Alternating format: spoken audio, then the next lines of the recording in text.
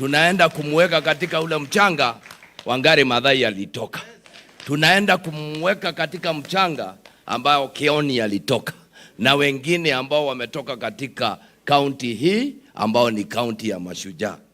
Niambie jamii, you have totally no reason to complain to God, because 93 years is over and above the promises of God. I know the Archbishop will tell us that it should only be 70 years or 80. But Mzee has broken that record and is at 92. So now, Jimmy, na wengine, that should be your vision. At 95, 100. Huko ndio mnaelekea. And we must say that when we have, as I was seated here, I was asking, nimeketi, and I was visioning my day like this.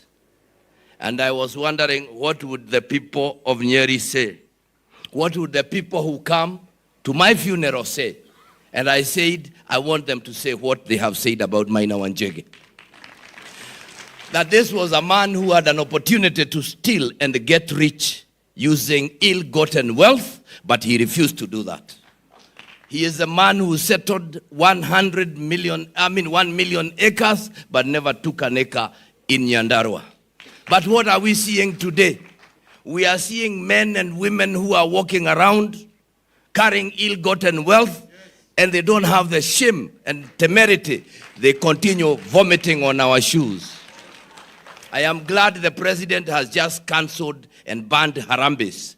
But we pray that that is not cosmetic. We are saying, if you are banning Harambes, let us ban them, but let us ban stealing too, because we are also allowing stealing. It is wrong for us to keep quiet when men and women are doing what is not right. And therefore I have stood and said, I will not stand aside as you do what is wrong, regardless of whether I'm wearing yellow or not. And therefore, we have continued to say that we voted for a government to give services to the people of Kenya, regardless of where they come from. And if what we voted in must count for something. Sometimes I wonder, why did we deny Raila Odinga the votes? But I want to say here, and say it loudly, I think the Kikuyu community has been vindicated. We can work with anybody, can't we? And so, as we sit here, and as we send this wonderful man over and above, we are telling Jimmy, please pick up the mantle. Why are you letting this candle burn and go?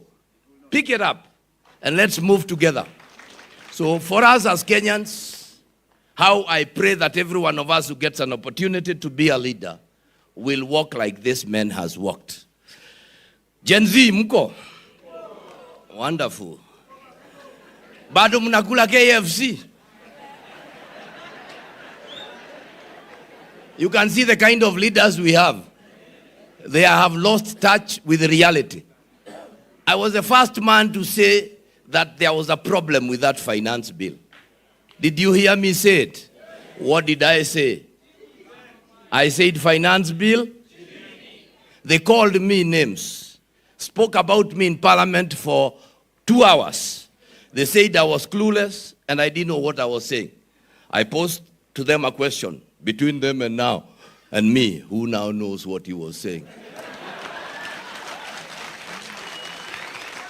And what we must say is that leaders must never lose touch with the common people. Because this is a challenge we have. Once we get into a range